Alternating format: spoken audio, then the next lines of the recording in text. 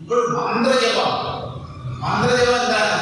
മനസ്സിനെ ശുദ്ധമാക്കും. അതൊന്നും നിഷ്പ്രയോജനമായ കർമ്മമാണെന്ന് പറയുന്നില്ല, വ്യർത്ഥമാണ് എന്ന് വേദാന്തം ഒരിക്കലും പറയില്ല. വേദാന്തം എല്ലാത്തിനെയും അംഗീകരിക്കുന്ന ഒരു ശാസ്ത്രമാണ്. പക്ഷെ ഓരോന്നിന്റെയും പരിമിതിയെ വേദാന്തം വ്യക്തമായി കാണിച്ചു തരികയും ചെയ്യും. ഇതാണല്ല എന്ന് വിചാരിച്ച് നിന്ന് പോകരുത്, വ്യാമോഹത്തിൽ ജീവിക്കരുത്. ഇവയൊക്കെ ചിത്തത്തെ ശുദ്ധമാക്കാനുള്ള സാധനങ്ങൾ മാത്രമാണ്. സത്യത്തെ നിരന്തര വിചാരത്തിലൂടെയാണ് സാക്ഷാത്കരിക്കേണ്ടത്. അതുകൊണ്ട് സമാധി, ജപം മുതലായവ ഒന്നും വാസനാനാശം നേടിയ ഒരു വ്യക്തിക്ക് ആവശ്യമില്ല. അയത്നോപനദേഷ്വക്ഷി ധൃദ്രവ്യേഷു യഥാപുരഃ നീരാഗമേവ വദതി തദ്വത്കാര്യേഷു ധീരധീഃ. ഒരു ജീവൻ മുക്തന്റെ അവസ്ഥയാണ് ഈ വർണ്ണിക്കുന്നത്. അയത്നോപനദേഷ്വക്ഷി ദ്രവ്യേഷു യഥാപുരഃ. നമ്മുടെ കൺമുമ്പിലുള്ള ഒരു വസ്തുവിൽ നമ്മുടെ ദൃഷ്ടി പതിയുന്നു. ദൃഷ്ടി ആ വസ്തുവിൽ പതിഞ്ഞാൽ ആ വസ്തുവിനെ കുറിച്ചുള്ള അറിവുണ്ടാകുന്നു. അതെന്താണ്, ഏത് ആകൃതിയിലുള്ളതാണ്, അതിന്റെ നിറം എന്താണ് തുടങ്ങിയവയെ കണ്ണ് സ്വാഭാവികമായി തന്നെ മനസ്സിലാക്കുന്നു. അതിന് പ്രത്യേകിച്ച് പരിശ്രമം ആവശ്യമില്ല. ഇതുപോലെ ബാഹ്യ വിഷയങ്ങളെ അല്പം പോലും സംഘം ഇല്ലാതെ, ഒട്ടലില്ലാതെ ഒരു ജീവൻ മുക്തൻ ചെയ്തുകൊണ്ടിരിക്കുന്നു. പക്ഷെ അദ്ദേഹത്തിന്റെ ഉള്ളിൽ ഞാൻ ഒന്നും ചെയ്യുന്നില്ല എന്ന വിചാരമാണുള്ളത്. ഞാൻ ഒന്നും ചെയ്യുന്നില്ല, എനിക്കൊന്നും ചെയ്യാനില്ല, പിന്നെ എന്തിന് ചെയ്യുന്നു ചോദിച്ചാൽ ഞാൻ ചെയ്യുന്നില്ല എന്നാണ് എന്റെ അനുഭവം. നിങ്ങൾക്ക് ചെയ്യുന്നത് പോലെ തോന്നിയാൽ അതിന് ഞാനെന്ത് വിളയ്ക്കുന്നു? എന്റെ ശരീര അവയവങ്ങൾ കർമ്മങ്ങളിൽ വ്യാപരിക്കുന്നു, സംസാരിക്കുന്നു, ഭക്ഷണം കഴിക്കുന്നു, കുളിക്കുന്നു, വരുന്നു, പോകുന്നു, പ്രഭാഷണം ചെയ്യുന്നു ഒക്കെ. പക്ഷെ ഇതൊന്നും ചെയ്യുന്നത് ഞാനാണെന്ന് അല്പം പോലും വിചാരം ഒരു ജ്ഞാനിക്കില്ല. അഹങ്കാരത്തിന്റെ ലേശം പോലും അദ്ദേഹത്തിന്റെ ഉള്ളിലില്ല. അങ്ങനെയുള്ള വ്യക്തി എന്ത് കർമ്മം ചെയ്താലും അതൊന്നും ഉള്ളിൽ വാസനയായി സഞ്ചരിക്കുകയില്ല. അദ്ദേഹം നിരന്തരമായ ബ്രഹ്മനിഷ്ഠയിൽ തന്നെയാണ് കഴിയുക.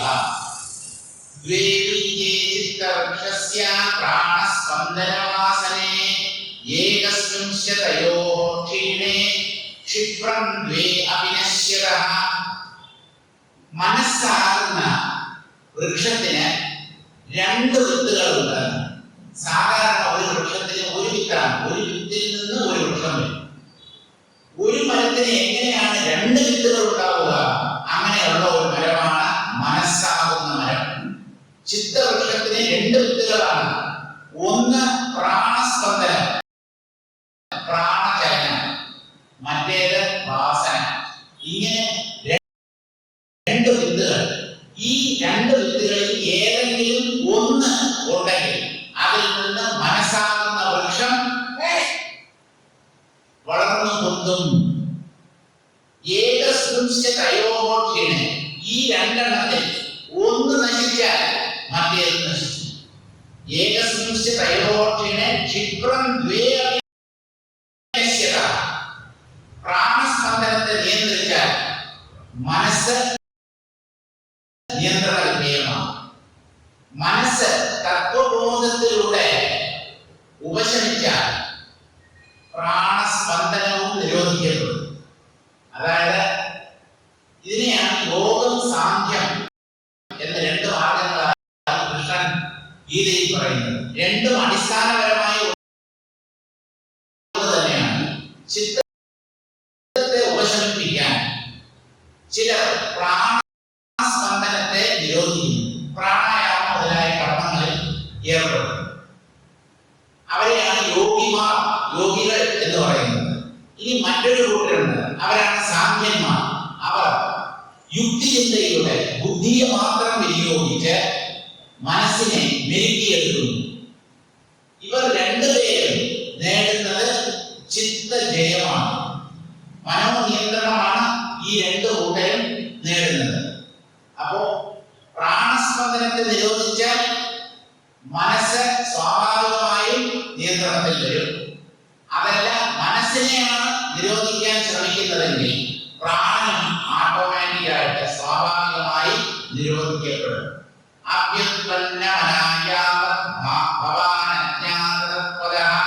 ഗുരുശാസ്ത്ര പ്രമാണൈസ്തോ നിർണീതം താവതാചര.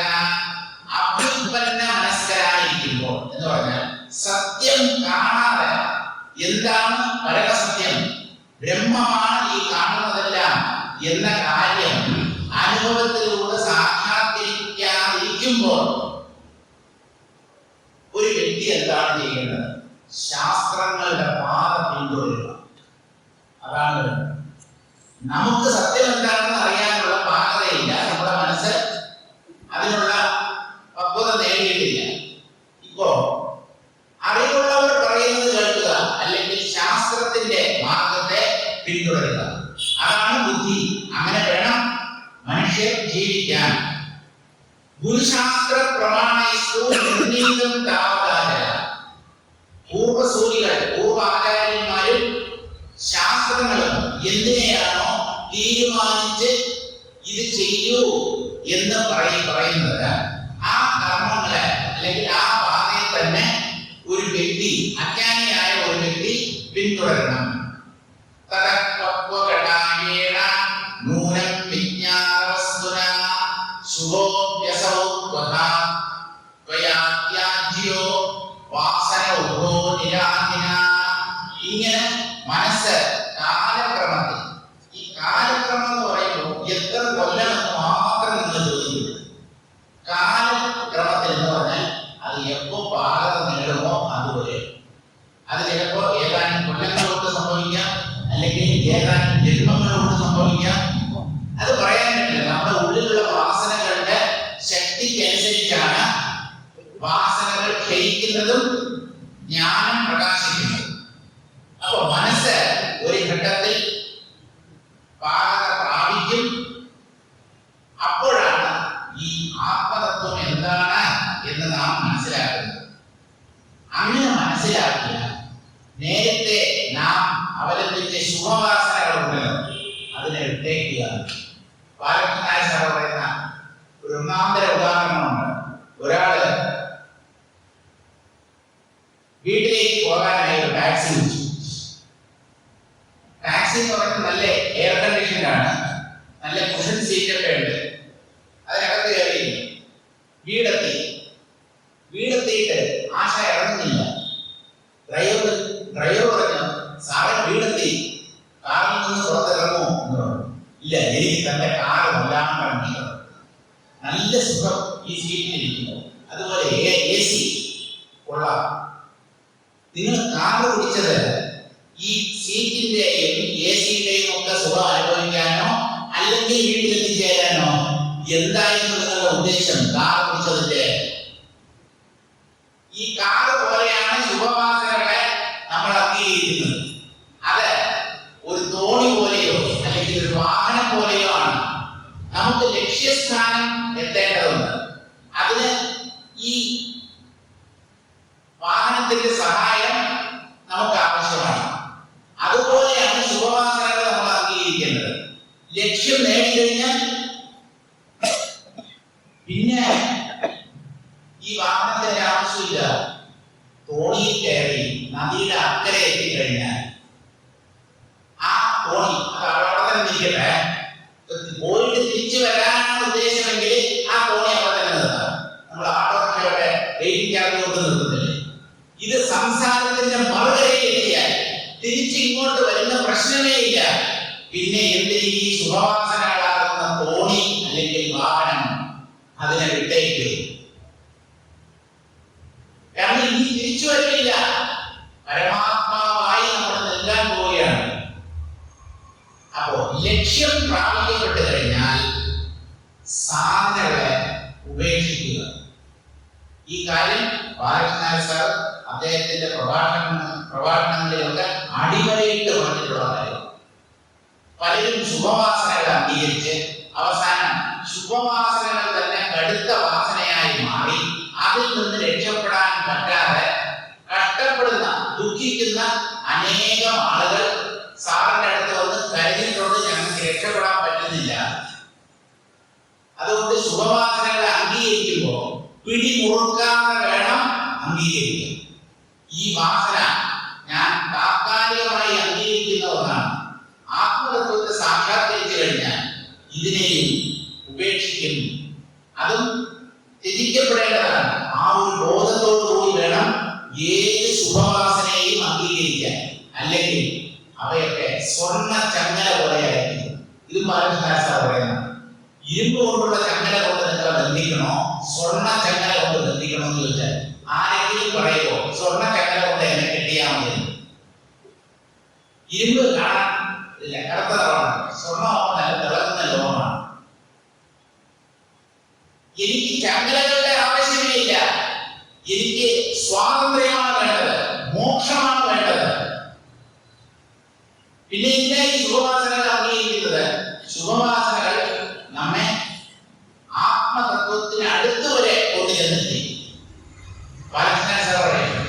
ടാക്സി ഓടിച്ചാൽ വീടിന്റെ നട വരെ എത്താം, പക്ഷെ വീട്ടിന്റെ ഉള്ളിലേക്ക് കാർ കയറില്ല, കയറും.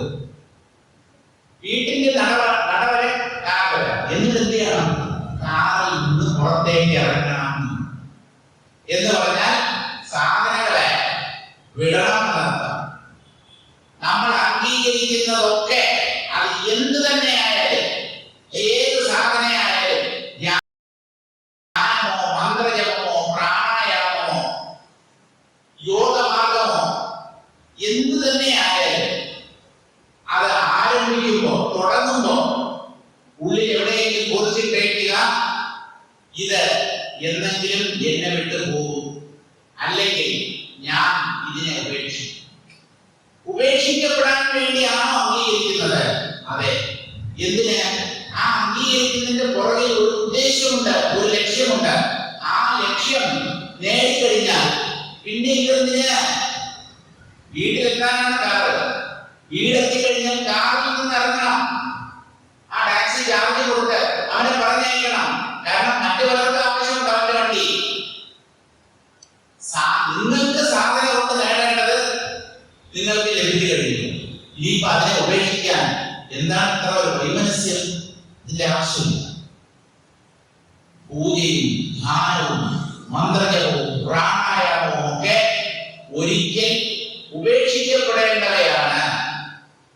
നമ്മൾ അതിനെ വിട്ടില്ലെങ്കിൽ അത് നമ്മൾ വിട്ടുപോകും. ഇത് പാരമ്പര്യ വാക്കാണ്. നിങ്ങൾ സാധനങ്ങളെ ഏതെങ്കിലും ഘട്ടത്തിൽ ഉപേക്ഷിക്കാൻ തയ്യാറായില്ലെങ്കിൽ സാധനം നിങ്ങളെ ഉപേക്ഷിച്ചു പോകും. അപ്പൊ എങ്ങനെ നിങ്ങൾ സാധനങ്ങളെ വീണ്ടും അനുഷ്ഠിക്കും? അതുകൊണ്ട് ഒന്നിലും നിർബന്ധ ബുദ്ധി പാടില്ല. രാഗദ്വേഷങ്ങളെ ഉപേക്ഷിക്കുക, സദാ സത്യത്തെ മനനം ചെയ്യുക. ഇതാണ് മനുഷ്യന് കർത്തവ്യമായിട്ടുള്ളത്. സാറിന്റെ അനുസരണമല്ലേ? എന്തെങ്കിലുമൊക്കെ സാറിനെ പറ്റി പറയാതെ കടന്നു പോകുന്നത് ഉചിതമല്ല. സാറിനെ കാണാൻ പോകുമ്പോ എന്തെങ്കിലും ഓരോരുത്തരും ഓരോന്ന് വാങ്ങിക്കൊണ്ടു പോകും. സാറിന് ഈ ഡയബറ്റീസ് ഉണ്ട് എന്നുള്ള കാര്യം അറിയാതെ പലരും സ്വീറ്റും പഴവും ഒക്കെയാണ് വാങ്ങിക്കൊണ്ട് പോകുന്നത്. അറിയത്തില്ല. കരിക്ക് വരെ വാങ്ങിക്കൊണ്ട് കൊടുക്കാറുണ്ട്.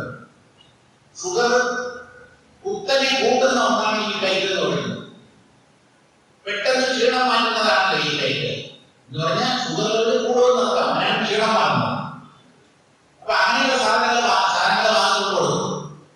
അത് വാങ്ങിച്ച് വലിയ കൊടുക്കും. അങ്ങനെയാണ് ചെയ്യുന്നത്. പക്ഷെ ആഗ്രഹിച്ച് കഴിക്കുന്ന ഒരു സാധനം ഉണ്ടായിരുന്നു, മസാല ബിസ്ക്കറ്റ്.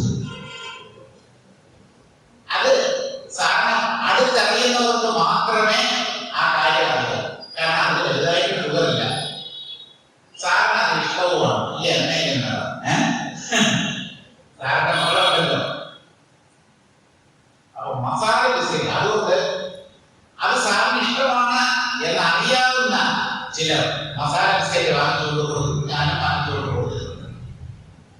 കാരണം അദ്ദേഹത്തിന് കഴിക്കാൻ പറ്റുന്നത് അതാണ്. അദ്ദേഹത്തിന്റെ ശരീരത്തിന് ദോഷം ചെയ്യാത്ത ആഹാര സാധനങ്ങൾ വേണമല്ലോ കഴിക്കാൻ. അദ്ദേഹം ശരീരമല്ലെങ്കിലും അദ്ദേഹത്തിന് ശരീരം ഇല്ലെങ്കിലും ശരീരത്തോടുകൂടി ചേർന്നാണല്ലോ ആ ജീവിതം. അപ്പൊ അതിനകത്ത് പല നിയന്ത്രണങ്ങളും ആവശ്യം. ആവശ്യമുണ്ട്. ആ നിയന്ത്രണങ്ങളോട് കൂടി തന്നെയാണ് ബാലകൃഷ്ണൻ സാർ ജീവിച്ചിരുന്നത്. അപ്പൊ എന്തെങ്കിലും ഒരു ദിവസം സാധനങ്ങളെ വിടാൻ തയ്യാറായിട്ട് വേണം സാധനങ്ങൾ ചെയ്യാൻ ആരംഭിക്കേണ്ടത്.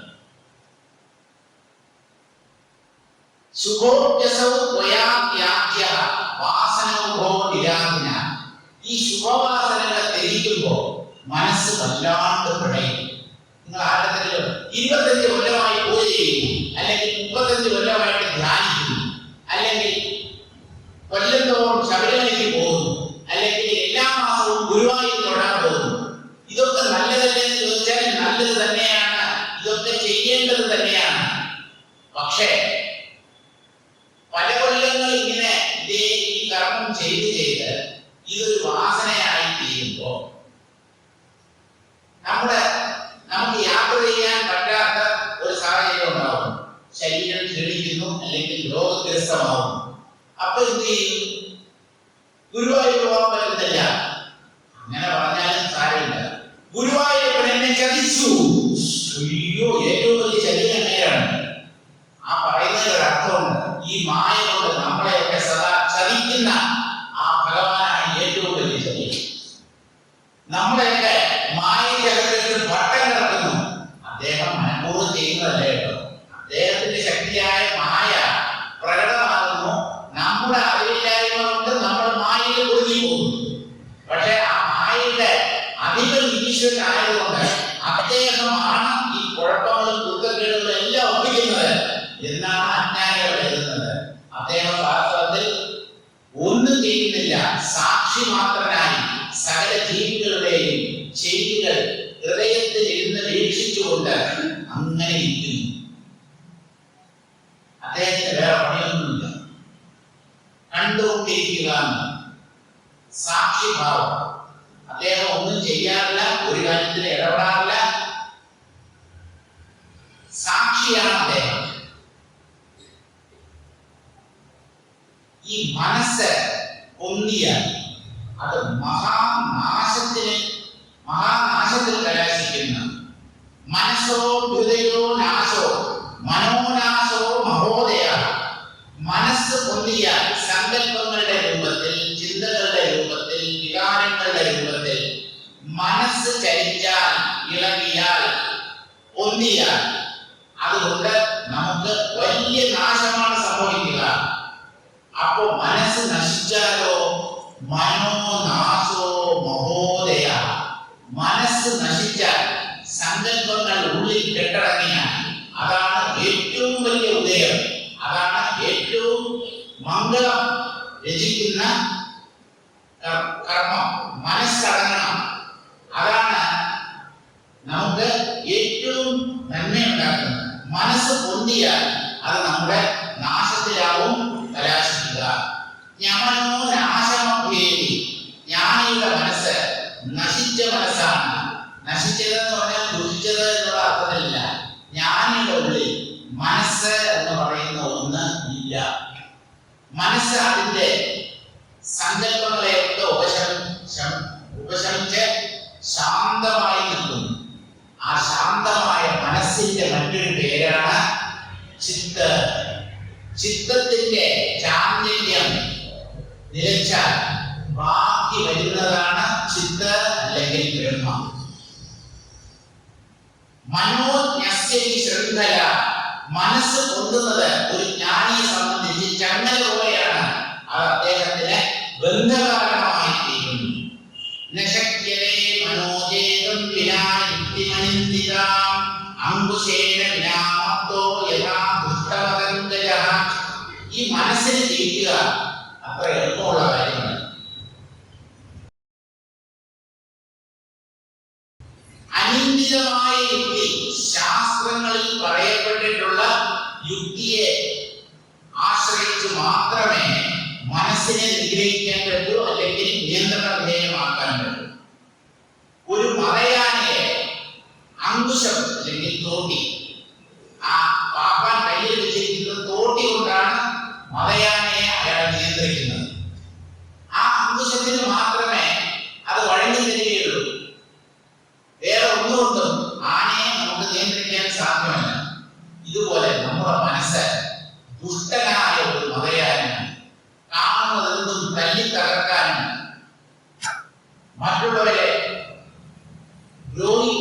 പീഡിപ്പിച്ച് രസിക്കാനും മാത്രം അറിയാവുന്ന ഒരു ദുഷ്ടനായ മതയാനെയാണ് മനുഷ്യ മനസ്സ്. അതിനെ ശാസ്ത്രീയമായ മാർഗത്തിലൂടെ മാത്രമേ നിയന്ത്രിക്കാൻ പറ്റൂ. അധ്യാത്മവിദ്യാധിഗമഃ സാധുസംഗതിയേവ വാസനാസം പരിത്യാഗഃ പ്രാണസ്പന്ദനിരോധനം ഏകാസ്ഥാനിതയ പുഷ്ടാസന്ധി ചിത്തരേയില. ഈ ശാസ്ത്രങ്ങൾ മനോനിഗ്രഹത്തിനായി വിധിക്കുന്ന യുക്തികൾ അല്ലെങ്കിൽ ഉപായങ്ങൾ എന്തൊക്കെയാണെന്ന് ചോദിച്ചാൽ, ആദ്യത്തേത് തത്വവിചാരം, അധ്യാത്മ വിദ്യ അഭിഗമം. വേദാന്തം നല്ലപോലെ പഠിച്ച് മനസ്സ് ബ്രഹ്മം എന്താണ്, പരമസത്യം എന്താണ് എന്നുള്ള കാര്യം ഉൾക്കൊള്ളുന്നതാണ് അധ്യാത്മ വിദ്യാഭിഗമം. പിന്നീട് സാധുസംഗമം, സജ്ജന സംഗമം. ആരാണ് സാധുക്കൾ? സജ്ജനങ്ങൾ, നല്ലവർ. ശരി, എന്നാൽ ഈ നല്ലവരാരാണ്? ദുഷ്ടരല്ലാത്തവർ. അങ്ങനെ പറഞ്ഞാൽ പോരാ. നല്ലവർ എന്ന് പറഞ്ഞാൽ കൃത്യമായി നിർവചിക്കണം. ജ്ഞാനികളാണ് നല്ലവർ. മറ്റുള്ളവർ നല്ലവരല്ല എന്നല്ല, നല്ലവരെക്കാളും അങ്ങേയറ്റം നല്ല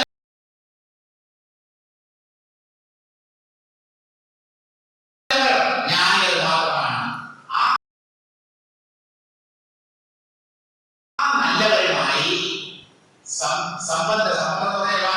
അവരുമായിട്ട് സമ്പർക്കം ഉണ്ടാവണം. ഒരു വാക്കും പറയാൻ പറ്റാത്ത സ്ഥിതിവിശേഷമാണ് സംബന്ധം എന്ന് പറഞ്ഞു കഴിഞ്ഞാൽ വിവാഹബന്ധം അങ്ങനെ ഒരു അർത്ഥമുണ്ടല്ലോ. സമ്പർക്കം, ജ്ഞാനികളുമായുള്ള സമാഗമം, സത്സംഗമം, അതാണ് മനസ്സിനെ നിയന്ത്രിക്കാൻ സഹായിക്കുന്ന മറ്റൊരു ഉപായം.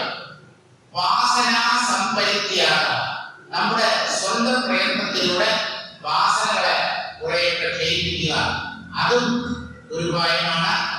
പ്രാണായാമം, പ്രാണസ്പന്ദ നിരോധം, അതും ഒരു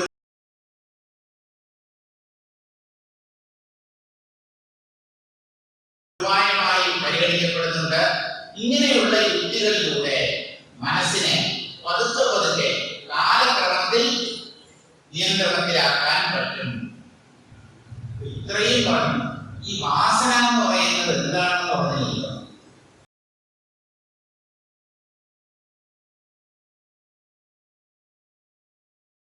എന്താണ് ഈ വാസന? അത് നമുക്കറിയാം. വാസന തൈലം, വാസന തിരി, സുഗന്ധം എന്നുള്ള അർത്ഥത്തിലാണ് വാസന എന്ന് പറയുന്നത്. വേദാന്ത ശാസ്ത്രത്തിൽ പറയുന്ന വാസന എന്താണെന്ന് വേദാന്തം തന്നെ വ്യക്തമാക്കുന്നു. ദൃഢഭാവനയാ ത്യക്തപൂർവ പരവിചാരണം യഥാദാനം പദാർത്ഥസ്യ വാസനാ സാ പ്രകീർത്തിത. ദൃഢഭാവനയാ, ഉറച്ച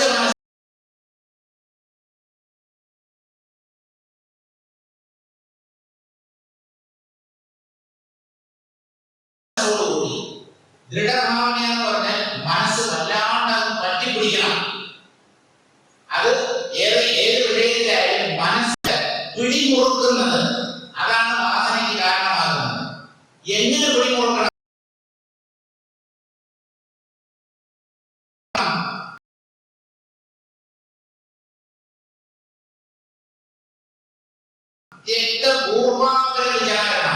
മുൻപിനെ ആലോചിക്കാതെ, ഇതിന്റെ അനന്തരഫലം ഭവിഷ്യത്ത് എന്താണ് എന്ന് ചിന്തിക്കാതെ അന്ധമായി ഏതെങ്കിലും വസ്തുവിലോ വ്യക്തിയിലോ മനസ്സ് പിടിമുറുക്കിയാൽ ആ പിടിമുറുക്ക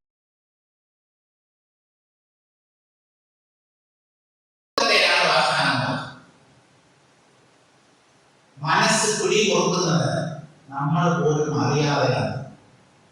അത് നല്ലതുപോലെ മനസ്സിലാക്കുക. എന്റെ മനസ്സ് ഏതിലാണ് സംഘബദ്ധമാകുന്നത് എന്നുള്ളത് ഞാൻ പോലും അറിയാതെയാണ്. അതുകൊണ്ട് മനസ്സിനെ സദാ നിരീക്ഷിക്കുക. ഏതിലാണ് എനിക്ക് വാസനയുള്ളത്? അത് സത്കർമ്മങ്ങളിലാവാം, ദുഷ്കർമ്മങ്ങളിലാവാം. വാസന നല്ലതിലായാലും ചീത്തയിലായാലും വാസന തന്നെ ചീത്തയാണ്. അത് പരിചരിക്കപ്പെടേണ്ടതാണ്. ആ വാസന ഉള്ളിടത്തോളം ബ്രഹ്മജ്ഞാനം സിദ്ധിക്കുകയില്ല. അശുഭവാസനകളെ ശുഭവാസനകളുടെ സഹായം തീരുമാനത്തോടുകൂടി ജയിക്കണം. ശുഭവാസനകളെ തത്വജ്ഞാനം നേടിക്കഴിഞ്ഞാൽ ഉപേക്ഷിക്കുകയും വേണം. ശുഭവാസനയെ ഞാൻ വിടില്ല എന്ന് പറഞ്ഞാൽ പറ്റില്ല. കാരണം ആ വാസന അത് ശുഭമായാലും നല്ല വാസനയായാലും സദ്വാസനകളായാലും ജ്ഞാനത്തിന് ആ വാസന തടസ്സമാണ്. അതുകൊണ്ട് അവയെ ഉപേക്ഷിച്ചേ പറ്റൂ. ഇങ്ങനെ ദൃഢഭാവനയോടുകൂടി മുൻപിന്നാലോചിക്കാതെ മുമ്പിൽ കാണുന്ന ഒരു വസ്തുവിനെ നല്ലത്, കൊള്ളാം, സുന്ദരം, ഇതെന്നെ രസിപ്പിക്കും, ഇതെന്നെ സുഖിപ്പിക്കും എന്നൊക്കെ കരുതി പിടിമുറുക്കുന്നതിനാണ് വാസന എന്ന് പറയുന്നത്. യഥാദാനം പദാർത്ഥസ്യ വാസനാസാ അജ്ഞാന സുഖനാകാര ഘനാഹങ്കാരശാലിനി പുനർജന്മകരി പ്രോക്ത മലിനാ വാസന ബുദ്ധി. അറിവുള്ളവർ, പണ്ഡിതന്മാർ, തത്വദർശികൾ മലിനവാസന എന്ന് ഏതിനെയാണ് പറയുന്നത്? അജ്ഞാനം കട്ടപിടിച്ചതും, അജ്ഞാനം എന്ന് പറഞ്ഞാൽ ബ്രഹ്മമാണ് ഈ കാണുന്ന എല്ലാമായി പ്രകാശിക്കുന്നത് എന്ന സത്യം മനസ്സിലാക്കാതെ, അതാണ് അജ്ഞാനം, അറിവില്ലായ്മ. ആ അജ്ഞാനം കട്ടപിടിച്ചതും ഘന അഹങ്കാരശാലിനി, മുഴുത്ത അഹങ്കാരത്തോട് കൂടിയത് എന്ന് പറഞ്ഞാൽ ഞാൻ എന്റേത്. ചിലർക്ക് ചെറിയ ഒരു വിമർശനം പോലും അവർക്ക് കേൾക്കാൻ സഹിക്കാൻ പറ്റത്തില്ല. നിങ്ങൾക്ക് ഇന്ന ദോഷമുണ്ട് അല്ലെങ്കിൽ ഇന്ന കുറ്റമുണ്ട് എന്ന് പറഞ്ഞാൽ അവർ ഒരിക്കലും അംഗീകരിച്ചു തരില്ല. അത് പറയാൻ താനാണ്. എനിക്ക് ഒരു ദോഷമുണ്ടെങ്കിൽ നിങ്ങളിൽ 100 ദോഷങ്ങളുണ്ട്. ഞാൻ ലിസ്റ്റ് ഉണ്ടാകട്ട, നേരത്തെ ഞാൻ അതല്ല. അയാൾ പറയുന്നതിൽ കാര്യമുണ്ടോ എന്ന് പരിശോധിക്കുകയാണ് ആദ്യം വേണ്ടത്. അയാളിലുള്ള കുറ്റം കണ്ടുപിടിക്കുന്നത് പിന്നീടാവട്ടെ. നിങ്ങളിൽ ഇന്ന കുറ്റമുണ്ട് എന്ന് അയാൾ പറയുമ്പോൾ അതിൽ വാസ്തവികതയുണ്ടോ എന്ന് ഒരു ആത്മപരിശോധനയാണ് ആദ്യം നടത്തേണ്ടത്. പക്ഷെ അതിന് ആരും തയ്യാറില്ല. അങ്ങനെ ചെയ്യാൻ നമുക്ക് പറ്റാതിരിക്കുന്നത് നമ്മുടെ ഉള്ളിലുള്ള കട്ടിപിടിച്ച അഹങ്കാരം കാരണമായിട്ടാണ്. അതുകൊണ്ട് ആ ജ്ഞാനെന്ന ഭാവം, അതാണ് അഹങ്കാരം. അത് ഒരു തരത്തിലുള്ള വാസനയാണ്. പുനർജന്മകരി, പുനർജന്മത്തിന് കാരണമാകും ഈ മലിനവാസന അല്ലെങ്കിൽ അശുഭവാസന എന്ന് ജ്ഞാനികൾ, തത്വദർശികൾ അഭിപ്രായപ്പെടുന്നു. ബഹുശാസ്ത്ര അന്വേഷ്ടവ്യം പ്രയത്നേന മാരുതേ ജ്യോതിരാന്തരം. ഒക്കെ ഈ വാസന എന്താണ്, വാസനയുടെ സ്വാധീനം എന്താണ്, അതെങ്ങനെയാണ് പുനർജന്മത്തിന് കാരണമാകുന്നത്, അങ്ങനെയുള്ള കാര്യങ്ങളൊക്കെ പറഞ്ഞു. അശുഭവാസനകളെ ശുഭവാസനയിലൂടെയാണ് ജയിക്കേണ്ടത്. ആ കാര്യമൊക്കെ പറഞ്ഞു. അതെല്ലാം ഇരിക്കട്ടെ. ഇപ്പൊ ഞാൻ എന്തോ വേണം, ഞാൻ എന്താ ചെയ്യേണ്ടത്? നേരിട്ട് ആ കാര്യം വ്യക്തമാക്കി തരൂ എന്ന് ചോദിച്ചാൽ ശ്രീരാമൻ ഹനുമാനെ പറഞ്ഞു കേൾപ്പിക്കുകയാണ്. ബഹുശാസ്ത്ര കഥാ കന്ധാ രോമന്ധേന വൃഥൈവകിം.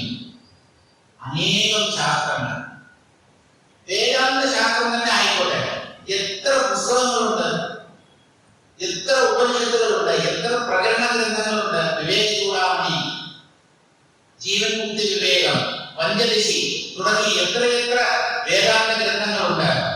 അതൊക്കെ ഇങ്ങനെ ജീവിതാവസാനം വരെ വായിച്ചുകൊണ്ടിരുന്നത് കൊണ്ട് കാര്യമില്ല. വായിക്കണം, വായിച്ച് അതിന്റെ സാരം മനസ്സിലാക്കണം. പക്ഷേ അവസാന ശ്വാസം വരെ അതിൽ ഇങ്ങനെ വായിച്ചുകൊണ്ടിരുന്ന നിങ്ങൾ എപ്പോഴാണ് തത്വത്തെ മനസ്സിൽ ചെയ്യുക? വായനയിലായി പോവില്ലേ നിങ്ങളുടെ ശ്രദ്ധ? വായന എന്ന് പറയുന്നത് ഒരു തരത്തിലുള്ള ശ്രവണമാണ്. അപ്പോ ശ്രവണത്തിൽ നിന്ന് അടുത്തപടിയായ മനനത്തിലേക്ക് കടക്കണം. അതുകൊണ്ട് ഒരുപാടൊന്നും വായിക്കേണ്ട, വായിക്കരുത്. വാചോ വിഗ്ലാപനം ഹിതത് എന്നാണ് ഉപനിഷത്ത് പ്രഖ്യാപിക്കുന്നത്. ഒരുപാടൊന്നും കേൾക്കണ്ട. ഈ സത്സംഗം കുറെ കേട്ട് കഴിഞ്ഞാൽ മതിയാക്കുക. ഇല്ല, സത്സംഗത്തിൽ ഇരുന്നാലേ എനിക്ക് തത്വബോധം ഉറപ്പു വരുന്നുള്ളൂ. അല്ലാത്ത സമയത്തിലെ പറ്റുന്നില്ല എന്ന് പറഞ്ഞാൽ പറ്റണം. അതിനാണ് ഈ സത്സംഗത്തിൽ ഇരിക്കുന്നത്. എപ്പോഴും ശിവാനന്ദ ചെന്ന് സാറിന്റെ അടുത്തിരിക്കുമ്പോ നല്ല സുഖം, സാർ പറയുന്നത് കേൾക്കാൻ നല്ല രസം.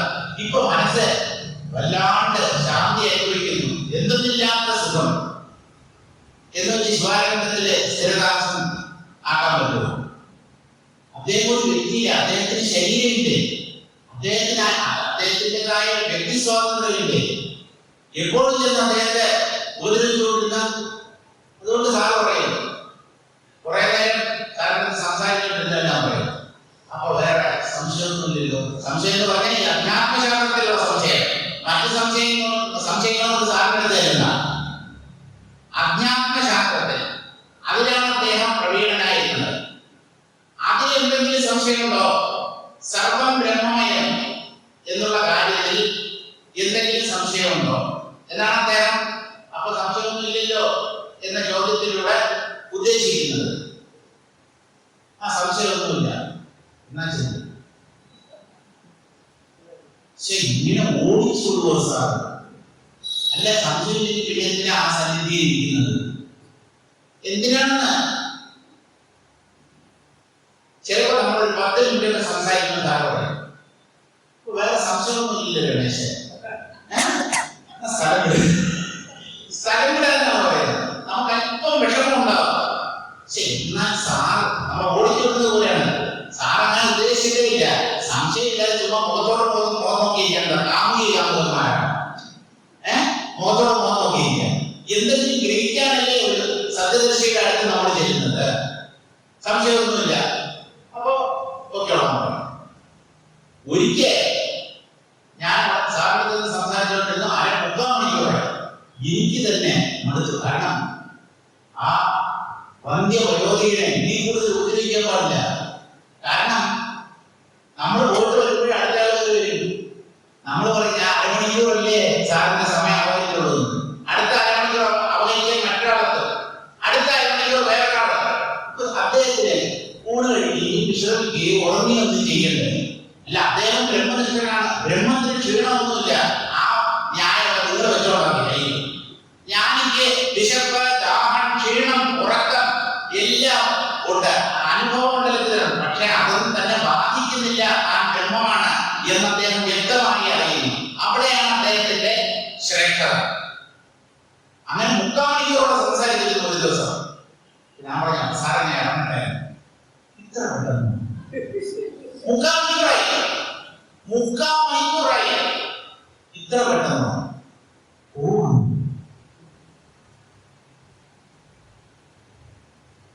എന്തൊരു വാത്സല്യമാണെന്നറിയാമോ? പോവാണെന്ന് പറഞ്ഞാൽ, അതായത് അദ്ദേഹത്തിന് നമ്മ വിട്ടുപിരിയാൻ മനസ്സില്ല എന്ന് നമുക്ക് തോന്നും. അദ്ദേഹത്തിന് ആരോടും ഒരു തരത്തിലുള്ള സംഘവും ഇല്ലായിരുന്നു എന്നുള്ളതാണ് സത്യം. ഒന്നിനും സംഘം എന്നുള്ളത് അദ്ദേഹത്തിന് ലവലേശമില്ലായിരുന്നു. പലതും മറ്റുള്ളവരുടെ നിർബന്ധ പ്രകാരമാണ് അദ്ദേഹം ചെയ്തിരുന്നത്. അദ്ദേഹത്തിന് നൽകിയ അവാർഡും അതൊക്കെ അദ്ദേഹത്തിന് അശേഷം താല്പര്യമില്ല. സാറ് വന്നേ പറ്റൂ, ഈ അവാർഡ് സ്വീകരിച്ചേ പറ്റൂ എന്നൊക്കെ പറയുമ്പോ അവരുടെ നിർബന്ധത്തിന് വഴങ്ങിയാണ് സാർ പല കാര്യങ്ങളും ജീവിതത്തിൽ ചെയ്തിട്ടുള്ളത്. അദ്ദേഹത്തിന് സ്വയം തനിക്ക് വേണ്ടി ഒന്നും ചെയ്യാനില്ലാത്ത വ്യക്തിയായിരുന്നു. എന്തുകൊണ്ട് അദ്ദേഹത്തിന് ഒന്നും ചെയ്യാനില്ലായിരുന്നു എന്ന് പറഞ്ഞാൽ അദ്ദേഹം ചെയ്യേണ്ടതൊക്കെ ചെയ്ത് തീർത്ത് കഴിഞ്ഞു. അതുകൊണ്ടാണ് എപ്പോഴാണ് ഒരാൾക്ക് ഒന്നും ചെയ്യാനില്ലാതാവുക? ചെയ്യേണ്ടതൊക്കെ ചെയ്ത് തീർത്ത് കഴിയുമ്പോൾ. എപ്പോഴാണ് ഒരാൾ കൃതകൃത്യനാവുക, ചരിതാർത്ഥനാവുക, സകല കർമ്മങ്ങളും ചെയ്ത ആ തൃപ്തി അനുഭവിക്കുക എന്ന് പറഞ്ഞാൽ ആത്മാവിനെ സാക്ഷാത്കരിക്കുമ്പോൾ മാത്രം. മറ്റൊന്നുകൊണ്ടും നിങ്ങൾക്ക് ജീവിത ധന്യത ഉണ്ടാവില്ല. കൃതകൃത്യത സാധ്യമല്ല. ഇത് നല്ലതുപോലെ മനസ്സിലാക്കുക. എന്തൊക്കെ നിങ്ങൾ ചെയ്താലും ഇനിയും പലതും ചെയ്യാൻ ബാക്കിയുണ്ടാവും. നിങ്ങളുടെ മരണവേളയിൽ പോലും നിങ്ങൾക്ക് ചെയ്യാൻ പറ്റാത്ത അല്ലെങ്കിൽ അപൂർണമായി നിങ്ങൾ ഉപേക്ഷിച്ച് പല കർമ്മങ്ങളും ബാക്കിയുണ്ടാവും. അതുകൊണ്ടാണ് നമ്മൾ ധന്യരല്ല എന്ന് വേദാന്തം പറയുന്നത്. ഇവിടുന്ന് പോകുമ്പോൾ അക്കൗണ്ടെല്ലാം സെറ്റിൽ ചെയ്തിട്ട് പോകണം. എന്തെങ്കിലും ആഗ്രഹമുണ്ടോ? ഇല്ല എന്ന് നെഞ്ചിൽ തൊട്ട് പറയണം, ആത്മാർത്ഥമായി പറയണം. കുറച്ചുകൂടെ പൂജ ചെയ്യണമെന്നില്ലേ? കുറച്ചുകൂടെ തത്വം ശ്രമിക്കണമെന്നില്ലേ? സത്സംഗം ഭാഗം നിങ്ങൾ പഠിച്ചില്ല, അതും കൂടെ അല്പം പഠിക്കണമെന്ന് ആഗ്രഹമില്ലേ? ഇല്ല ഇല്ല ഇല്ല, ഒരാഗ്രഹമില്ല. കുറച്ചു കാലം കൂടെ ജീവിക്കണമെന്നുള്ള ആഗ്രഹം അതുമില്ല, ഒന്നുമില്ല. അത് തന്നെയായിരുന്നു അദ്ദേഹത്തിന്റെ മഹാമന്ത്രം. ഒന്നുമില്ല രമേശ്. എന്നോട് പല പ്രാവശ്യം പറഞ്ഞിട്ടുള്ളതാണ്. ഒന്നുമില്ല എന്ന് പറഞ്ഞാൽ ഇവിടെ വാസ്തവത്തിൽ ഒന്നുമില്ല, ഒന്ന് മാത്രമേ ഉള്ളൂ, ബ്രഹ്മം. അതല്ലാതെ മറ്റൊന്നുമില്ല എന്നാണ്. മറ്റൊരർത്ഥം, ഈ പ്രപഞ്ചത്തിൽ കഴമ്പായിട്ട് ഒന്നുമില്ല. ഇവിടെ ആനന്ദകരമായ ഒരു പരമാത്മാവ് മാത്രമേ ഉള്ളൂ. അതിനെ സാക്ഷാത്കരിക്കാൻ ശ്രമിക്കൂ. മറ്റുള്ളതിൽ നമ്മുടെ ശ്രദ്ധയെ അലയാൻ അനുവദിക്കരുത്. അതുകൊണ്ട് ശാസ്ത്രങ്ങളൊന്നും ഒരുപാട് പഠിക്കണ്ട. നമ്മുടെ ഇച്ഛാശക്തിയെ വിനിയോഗിച്ച് ഉള്ളിലുള്ള പ്രകാശസ്വരൂപിയായ ജ്യോതിർമയനായ ആ പരമാത്മാവിനെ അന്വേഷിക്കൂ. അന്വേഷിച്ചാലേ അതിനെ കണ്ടെത്താൻ പറ്റും. അഭീത്യചതുരോ വേദാൻ സർവശാസ്ത്രാണ്യനേകശഃ ബ്രഹ്മതത്വം ന ജാനാതി ദർവി പാകരസം യഥാ. 4 വേദങ്ങൾ മുഴുവൻ പഠിച്ചു, കറതേർന്ന് പഠിച്ചു, കാണാപ്പാടം പഠിച്ചു, തിരിച്ചും മറിച്ചിട്ടില്ല. പദം, ക്രമം, ജഡ, ഘനം, അങ്ങനെയൊക്കെയുണ്ട്. പെർമ്യൂട്ടേഷൻ കോമ്പിനേഷനാണ്. വേദമന്ത്രങ്ങളിലുള്ള വാക്കുകളെ അങ്ങോട്ടും ഇങ്ങോട്ടും തിരിച്ചും മറിച്ചും ഒക്കെ ഇട്ട് ചൊല്ലുന്ന ഓരോ പദ്ധതികളുണ്ട്. അതെല്ലാം പഠിച്ചു. ഘനപാഠി എന്ന് കേട്ടില്ലേ? ഈ ഘനം എന്ന് പറഞ്ഞാൽ നല്ല വെയിറ്റുള്ള ഘന ബോഡി എന്നല്ല, ഇത്രയും വണ്ണമുള്ള 90 കിലോ 100 കിലോ ഉള്ള മനുഷ്യനല്ല. ഘനപാഠം പഠിച്ച വ്യക്തി, വേദപണ്ഡിതൻ. 4 വേദങ്ങൾ പഠിച്ചാലും സകല ശാസ്ത്രങ്ങളും അരച്ച് കലക്കി കുടിച്ചാലും ബ്രഹ്മതത്വത്തെ അറിയുന്നില്ല എങ്കിൽ പല കറികളിലും മുങ്ങി എഴുന്നേൽക്കുന്ന കവി പോലെയാണ് ആ വ്യക്തി. സാമ്പാറിൽ നിന്നും രസത്തിൽ നിന്നും പിന്നെ തോരനിൽ നിന്നും ഒരേ കവി തന്നെ പല കറികളിലും മുങ്ങി മുങ്ങി എഴുന്നേൽക്കും. പക്ഷെ ഒരൊറ്റ കറിയുടെ രുചി ആ കവിക്ക് അറിയില്ല. ഇതുപോലെ അത് പഠിക്കുന്നു, ഇത് പഠിക്കുന്നു, കണ്ടത് കേട്ടത് എല്ലാം പഠിക്കുന്നു. ബ്രഹ്മം എന്താണെന്ന് മാത്രം അറിയുന്നില്ല. പിന്നെ എന്ത് പ്രയോജനം?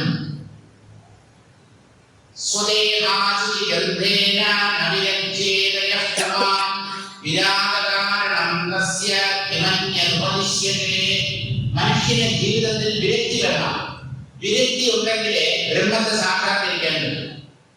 തന്റെ തന്നെ ശരീരത്തിൽ നിന്ന് പുറപ്പെടുന്ന ദുർഗന്ധം കൊണ്ട് തന്റെ ശരീരത്തിൽ വിരക്തി ഏർപ്പെടാത്ത, വിരക്തി വരാത്ത ഒരു വ്യക്തി എന്ത് വേദാന്തം പഠിച്ചിട്ടാണ് വിരക്തനായിരിക്കുക? അവനവന്റെ ശരീരം നാറുന്ന വിയർപ്പ്, മലം, മൂത്രം തുടങ്ങിയ അശുദ്ധ പദാർത്ഥങ്ങൾ സദാ പുറത്തേക്ക് ഒഴുകിക്കൊണ്ടിരിക്കുന്ന ഈ ശരീരത്തിന്റെ ദുർഗന്ധം, അല്ലെങ്കിൽ ശരീരത്തിൽ നിന്ന് പുറത്തേക്ക് പോകുന്ന മലമൂത്രാദികളുടെ ദുർഗന്ധം കൊണ്ട് വിരക്തി വരാത്ത ഒരുവനാണോ അനേകം സത്സംഗങ്ങളിൽ നിന്ന് തത്വവിചാരം ചെയ്ത് വിരക്തനാകാൻ പോകുന്നത്? കാര്യങ്ങൾ നല്ലതുപോലെ ഗ്രഹിക്കുക, മനസ്സിലാക്കിയാൽ വിരക്തി താനേ വരും.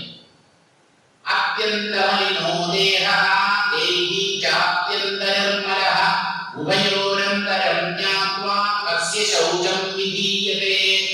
ചിലർക്ക് ഈ ശരീരശുദ്ധി, ദേഹശുദ്ധി ഇതിലൊക്കെ വല്ലാത്ത അടുത്ത വാസനയാണ്. 2-3 നേരം കുളിക്കുന്ന ആൾക്കാരുണ്ട്. കുളിക്കണ്ടെന്നല്ല, വാട്ടർ അതോറിറ്റിയുടെ വെള്ളം നിങ്ങളുടെ പൈപ്പ് കാശ് കൊടുക്കുന്നത് നിങ്ങൾ 3 അല്ല 30 വട്ടം നിങ്ങൾ കുളിച്ചോളൂ. പക്ഷേ ഈ ശരീരം എത്ര കുളിച്ചാലും എന്തോ വിയർപ്പിന്റെ ദുർഗന്ധവും വൃത്തിയായില്ല. ഇതാണ് ദുർവാസന എന്ന് പറയുന്നത്. ഈ ശരീരത്തെ എത്ര കുളിപ്പിച്ചാലും ഇത് നാറുന്ന ഒന്നായി തന്നെ ബാധിക്കുന്നു. 1-2 നേരം കുളിക്കാം, തെറ്റുന്നില്ല. അതിനുവേണ്ടി എപ്പോഴും കുളിച്ചോണ്ടിരുന്ന അതൊക്കെ ഒരു വാസനയായി മാറാതെ നോക്കിക്കൊള്ളണം. ഈ ശരീരം അത്യന്ത മലിനമാണ്. ശരീരത്തിന്റെ ഉള്ളിലുള്ള ദേഹി അത്യന്ത നിർമ്മലനുമാണ്. ഇപ്പോ ഈ ശൗചം അല്ലെങ്കിൽ ശുദ്ധി ആർക്കാണ്? നിങ്ങൾ പറയും. ദേഹം എത്ര ശുദ്ധമാക്കിയാലും അത് അശുദ്ധമായിട്ടുള്ളത്. ദേഹി അത് എന്നും ശുദ്ധനാണ്, നിർമ്മലനാണ്. അതിനെ ശുദ്ധീകരിക്കേണ്ട കാര്യമില്ല. ഇപ്പൊ ആർക്കാണ് ഈ ശൗചം?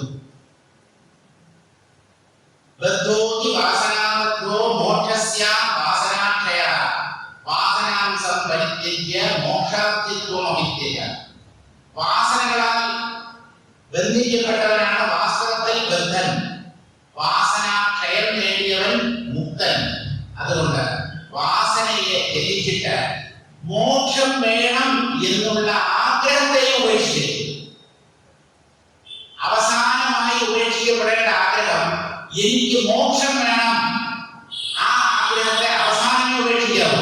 മറ്റാഗ്രഹങ്ങളെല്ലാം ഉപേക്ഷിച്ചിട്ട് മുക്തനാകണം എന്നുള്ള അഭിലാഷത്തെയും പരിത്യജിച്ചാൽ നിങ്ങൾ മുക്തനായി എന്നർത്ഥം. ദൃശിസ്തു ശുദ്ധോഹമഭിക്രിയാത്മകോ നമേസ്തി കശ്ചിത് ദൃശയസ്വഭാവതഃ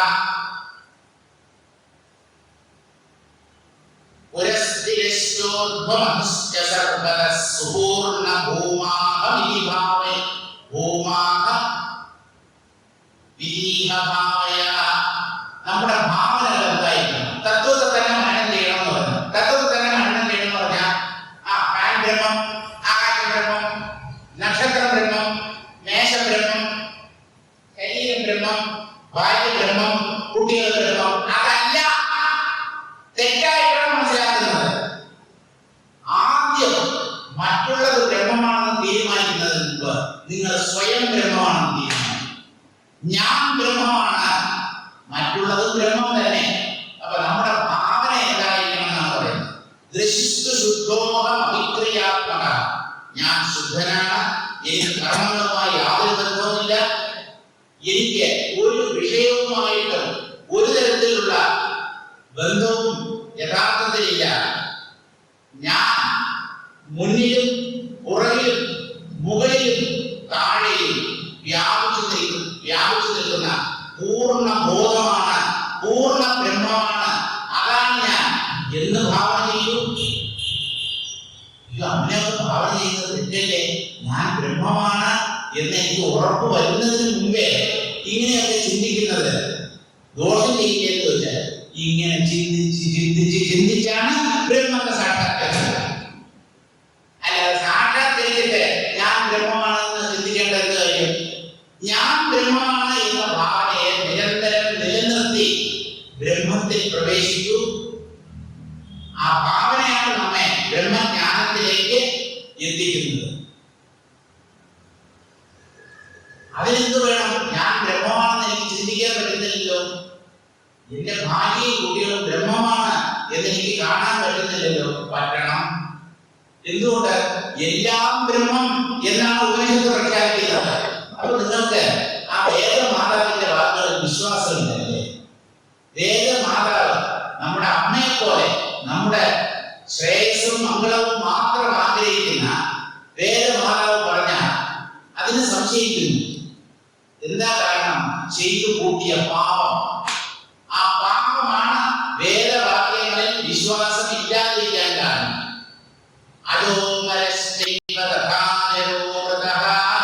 സ്വയം സർവദലോഹമവ്യയഃ നകാരണം കാര്യമതീത്യ നിർമ്മലഃ സദൈവ തൃപ്തോഹമീഹ ഭാവയ. വീണ്ടും ഇങ്ങനെ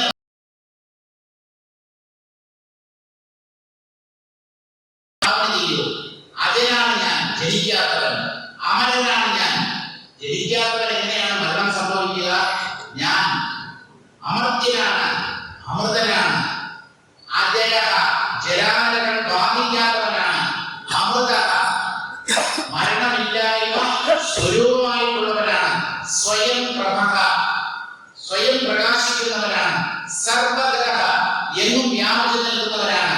അവ്യയ ഒരു തരത്തിലുള്ള വ്യയമോ ക്ഷീണമോ ഒന്നും സംഭവിക്കാത്തവനാണ് ഞാൻ. എന്തുകൊണ്ടെന്ന് ചോദിച്ചാൽ കാരണത്തെ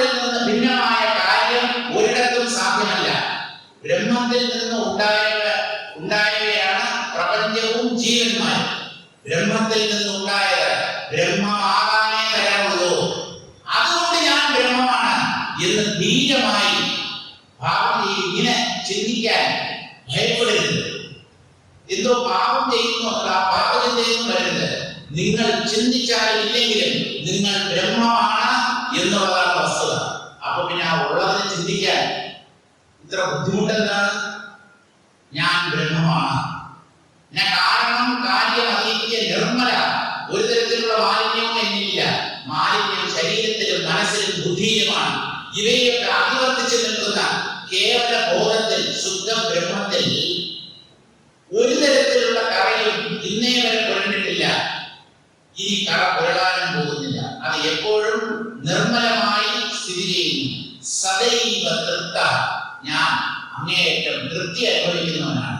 ശരീരത്തിൽ ഒരുപാട് രോഗങ്ങൾ ഉണ്ടാവാം, പല കുടുംബ പ്രശ്നങ്ങളും ഉണ്ടാവാം, എന്നാലും ഞാൻ പൂർണ്ണനാണ്. എന്തുകൊണ്ട്? ഞാൻ ബ്രഹ്മമാണ്. അതുകൊണ്ട് ഞാൻ തൃപ്തനാണ് എന്ന് ചിന്തിക്കൂ. ആവർത്തിച്ചു ഭാവന ചെയ്യൂ. ചിന്തിക്കാൻ ടാക്സ് കൊടുക്കണം, സ്വപ്നം കാണാൻ ടാക്സ് കൊടുക്കണോ? വേണ്ട. പെർമിഷൻ വാങ്ങിക്കണോ? വേണ്ട. ഈ ബ്രഹ്മഭാവനയെ നിരന്തരം നിലനിർത്തൂ. ജീവൻ മുക്തപദം ത്യക്വാ സ്വദേഹേ കാലസാകൃതേ വിശത്യമേവ മുക്തത്വം പവനോ സ്പന്ദനാമിവ. ഓക്കെ, ഇങ്ങനെ ഭാവന ചെയ്ത് നമ്മൾ ജീവൻ മുക്തരായി തീരും, അല്ലേ? അതെ. എന്നിട്ട് അങ്ങനെ ചോദിക്കും, ജീവൻ മുക്തനായി തീർന്നതിന് ശേഷം പിന്നെ എന്ത് സംഭവിക്കും? ജീവൻ മുക്തി എന്നുള്ള ആ സ്ഥാനത്തെയും ആ നിലയെയും മുക്ത വിട്ടിട്ട് ഉപേക്ഷിച്ചിട്ട് സ്വദേഹേ കാലസാകൃതേ, തന്റെ ശരീരത്തെ കാലത്തിന്റെ കയ്യിൽ സമർപ്പിച്ചിട്ട്, ഈ ശരീരം ഇത്ര കൊല്ലം ജീവിക്കാൻ വേണ്ടി വന്നതാണ്. ആ കാലാവധി പൂർത്തിയാകുമ്പോ അത് നമ്മെ വിട്ട് പോകും. അത് കാലത്തിന് സ്വന്തമാണ്. അതിനെ കാലത്തിന് സമർപ്പിച്ചിരിക്കും. അത് ഇരിക്കുമ്പോ ഇരിക്കട്ടെ, താഴെ വീഴുമ്പോ താഴെ വീഴട്ടെ. അങ്ങനെ പ്രാരബ്ധം ജയിച്ച ആ ശരീരം കാലത്തിന്റെ കൈകളിൽ പെട്ട് അപ്രത്യക്ഷമാകുമ്പോൾ ദേഹമുക്തത്വം, അദേഹമുക്തത്വം തന്നെയാണ് ദേഹമുക്തത്വം. ആ ജീവൻ വിദേഹമുക്തി എന്ന പദത്തെ പ്രാപിക്കുന്നു. പവനോ അസ്പന്ദതാമിവ, ചലിച്ചുകൊണ്ടിരുന്ന വായു ചലനത്തെ നിർത്തിയിട്ട് നിശ്ചലമായി നിൽക്കുന്നത് പോലെ. ചലിച്ചാലും അത് വായുവാണ്. ആ വായുവിനെയാണ് കാറ്റ്. ചലിക്കാതിരുന്നാൽ അപ്പോഴും അത് വായു തന്നെയാണ്. ശരീരത്തോടുകൂടി ഇരിക്കുമ്പോൾ അപ്പോഴും ബ്രഹ്മമാണ്. ശരീരം നിലംപതിച്ചാൽ അല്ലെങ്കിൽ ശരീരം നശിച്ചാലും ആ ബ്രഹ്മം എന്നുള്ള നിലയ്ക്ക് ഒരു ഭംഗവും സംഭവിക്കുന്നില്ല. അങ്ങനെ കാറ്റ് തന്റെ ചലനത്തെ ഉപേക്ഷിച്ചിട്ട് നിശ്ചലമായി ശാന്ത ഗംഭീരമായി നിൽക്കുന്നത് പോലെ ഒരു ജീവൻ മുക്തൻ വിദേഹമുക്തിയെ പ്രാപിക്കുന്നു. ഓം സത്യമുപനിഷത്ത്. ഓം എന്നുള്ളതാണ് സത്യം. ബ്രഹ്മത്തെ സൂചിപ്പിക്കുന്ന അക്ഷരമാണ് ഓംകാരം, പ്രണവം എന്ന് പറയും.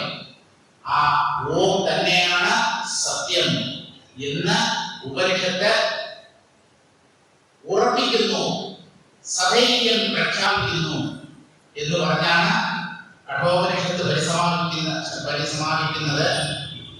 ശാന്തി മന്ത്രം ഒരിക്കൽ കൂടെ ചൊല്ലിക്കൊണ്ട് നമുക്ക് ഈ പ്രഭാഷണ പരമ്പര തത്വദർശികളുടെയും ജഗദീശ്വരന്റെയും കാലത്തിൽ സമർപ്പിക്കാം. ഓം പൂർണ്ണമദഃ പൂർണ്ണമിദം പൂർണ്ണമുദച്യതേ പൂർണ്ണസ്യ പൂർണ്ണമാദായ പൂർണ്ണമേവ അവശിഷ്യതേ. ഓം ശാന്തി ശാന്തി ശാന്തി. ഹരി ഓം. ഓം തത്സത്.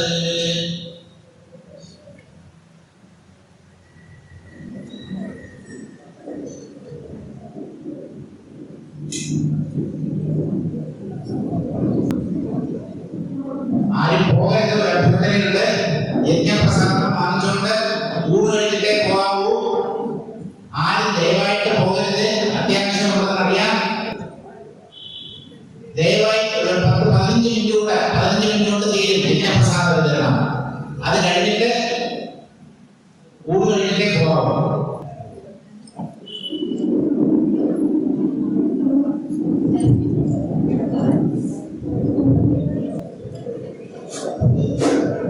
ഏതാണ്ട് 1.25 മണിക്കൂർ ഞാൻ മഴയായിരുന്നു ഒത്തിരി പ്രോഗ്രാമുകളുടെ പേരിൽ ഇപ്പോൾ അങ്ങനെയൊക്കെ എടുത്തു പറഞ്ഞ വിദ്യാഭ്യാസത്തിലേക്ക് സംഭാവന കൊടുക്കാൻ വേണ്ടി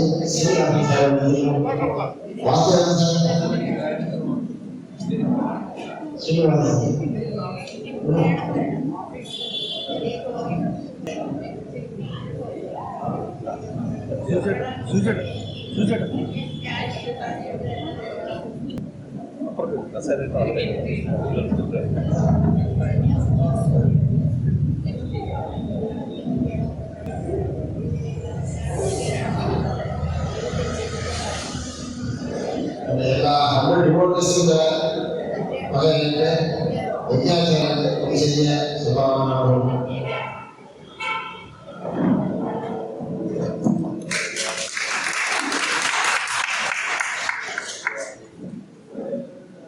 ഇനി അടുത്തത് താങ്ക്സ് പറയാൻ വേണ്ടി